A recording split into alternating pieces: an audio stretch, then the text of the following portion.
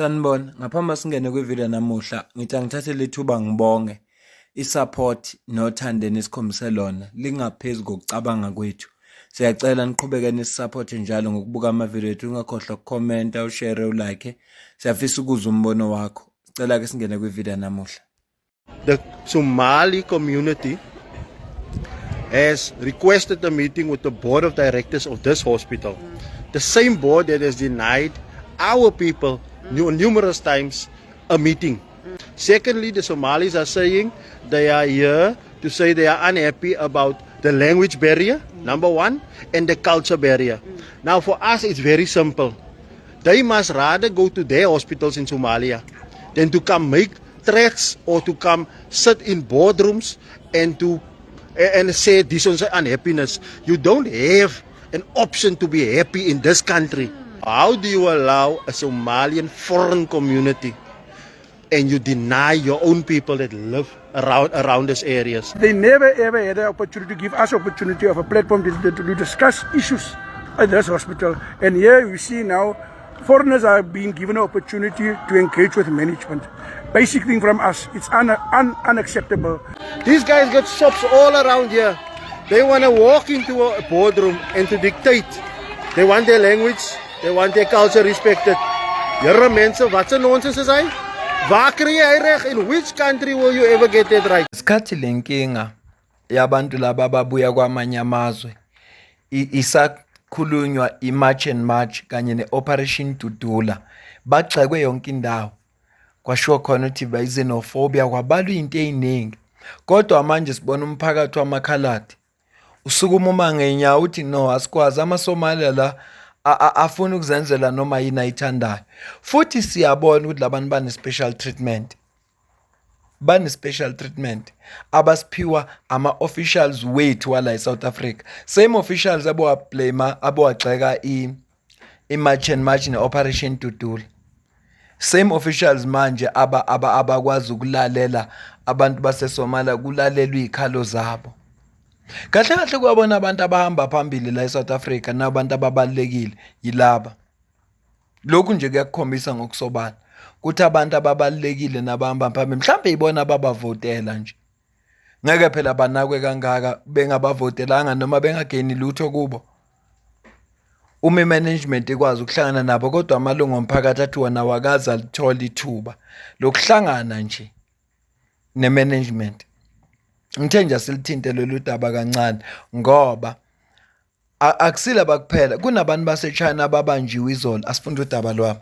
A group of 25 Chinese nationals appeared in the Louisville Magistrate Court on Thursday, 29 January 2026, following a major police operation by Louisville SAPS on Tuesday, 27 January 2026, after a tip-off about a truck being loaded with copper cables at Peekskill Street, Kokenap.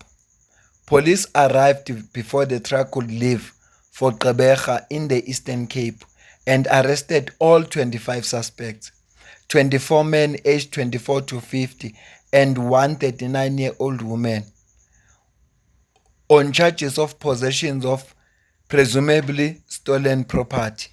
Preliminary investigations revealed that the cables belonged to Eskom, though the exact value is yet to be determined.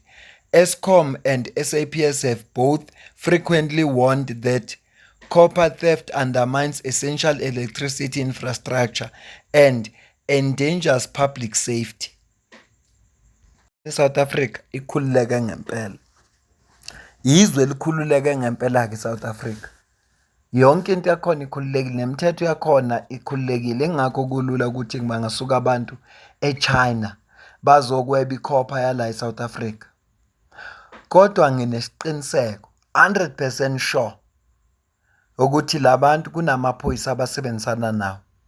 Hayi ukuthi amaphoyisa boangazi ukuthi kwenzakalani.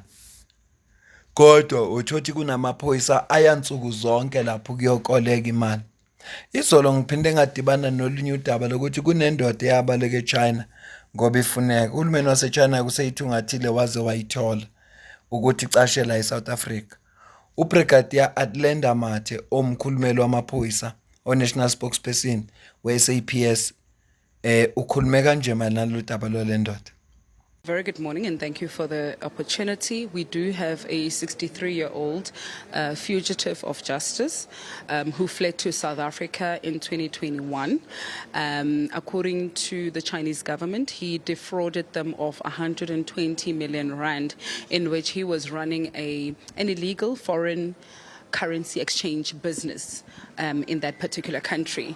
So he defrauded in that particular business because he wasn't paying taxes, he wasn't registered with the regulatory authorities in that country.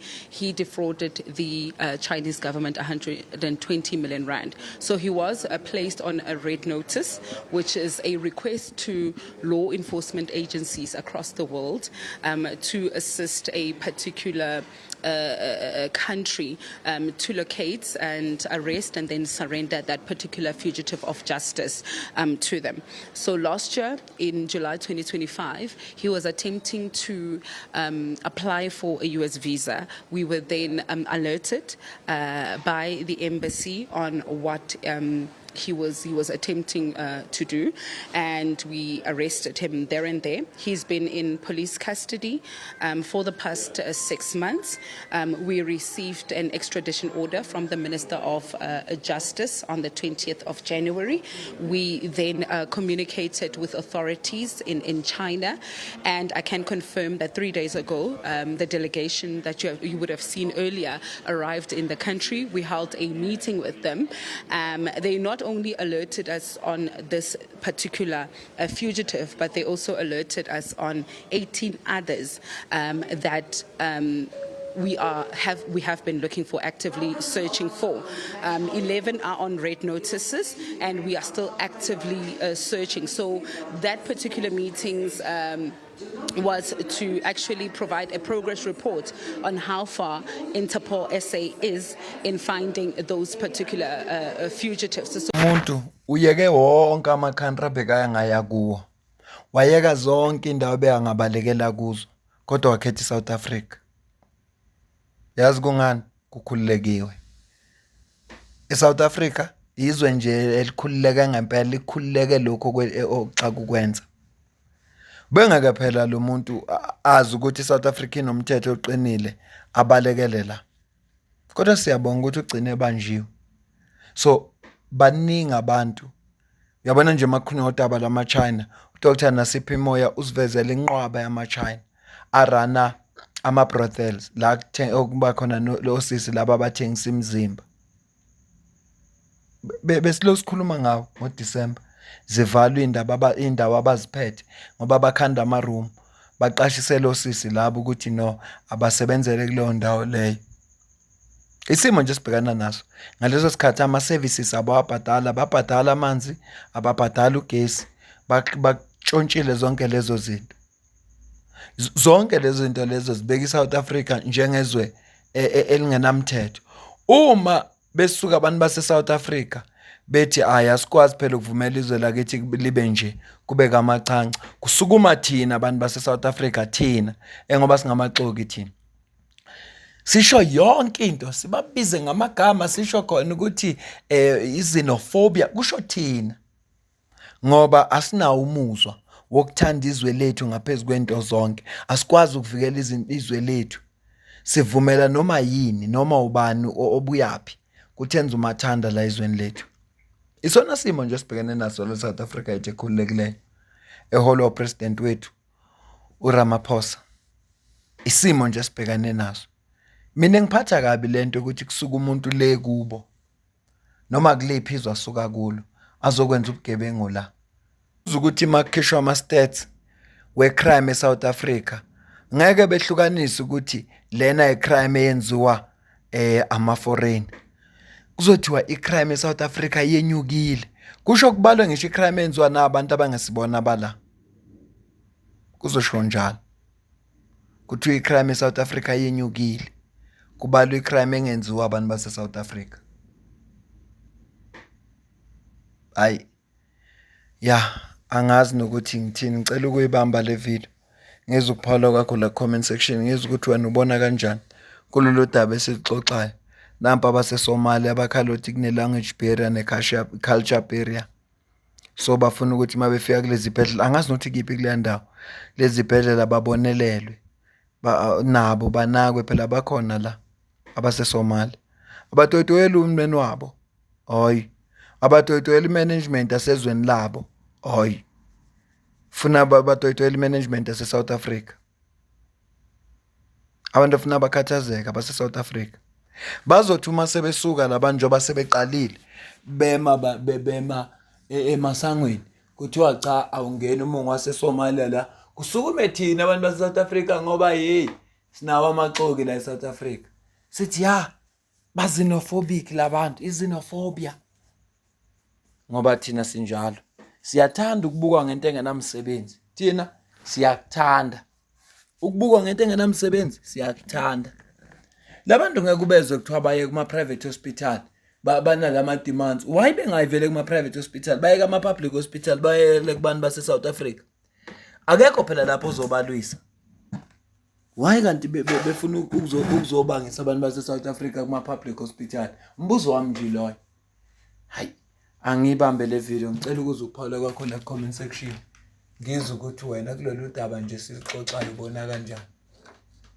Ngiyakucela nje ukuze uphawule kwakho ngizwe ukuthi wena kulolu daba esixoxa ngalo ubona kanjani. Unga-like, ucomment, ushare. Ungakhohlwa njalo ukusubscribe. Yasekuney'nsuku ngingasanikhumbuzi ukuthi subscribe-ani. Kodwa nje into enhle engiyithandayo, niyaqhubeka nisubscribe noma kunjalo. Ngakho-ke lokho ngiyakubonga kakhulu. Ngoba noma mina ngikhohliwe nina, niyabenza ubulungiswa neqiniso, niqhubeke nisubscribe.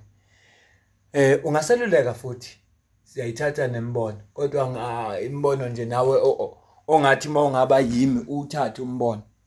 Nawe nje uma ungazibeka ey'cathulweni zami uthathe umbono. Ngiyazi ukuthi kukhona abaye bangicela ukuthi kunendaba efuna ngizibheke. Angibakhohliwe ukuthi nje isikhathi angasitholi. Kodwa uma ngithola isikhathi ngizoke ngizibheke le ndaba abaye bacela ukuthi ngizibheke. Ngiyabonga kakhulu.